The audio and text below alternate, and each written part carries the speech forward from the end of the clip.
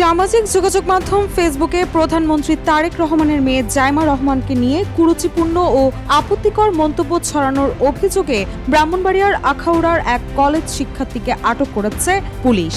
অভিযোগের পর ২১ জুন দিবাগত রাতে মোবাইল ট্র্যাকিং এর মাধ্যমে সদর উপজেলায় তার খালার বাড়ি থেকে তাকে আটক করা হয়। আটক সাবেদুল ইসলাম সিয়াম আখাউড়া উপজেলার সীমান্তবর্তী আজমপুর গ্রামের শাহনওয়াজ মিয়ার ছেলে।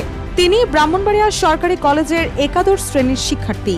আখাউড়া থানা পুলিশ জানায়, ফেসবুকে আপত্তিকর পোস্টের বিষয়ে অভিযোগ পাওয়ার পর প্রযুক্তিগত তদন্তের মাধ্যমে সিয়ামকে শনাক্ত করা হয়। পরে তার অবস্থান নিশ্চিত করে অভিযান চালিয়ে আটক করা হয়। এ সময় তার ব্যবহৃত মোবাইল ফোনও জব্দ করা হয়েছে। আখাউড়া থানার ওসি জাবেদুল ইসলাম বলেন, ছাত্রদল নেতাদের অভিযোগের ভিত্তিতে তাকে আটক করা হয়েছে। একই সঙ্গে তাকে আদালতে পাঠানোর প্রক্রিয়া চলছে। এর আগে ফেসবুকে সিয়াম নিজেকে নির্দোষ দাবি করে একটি ভিডিও বার্তা দেন।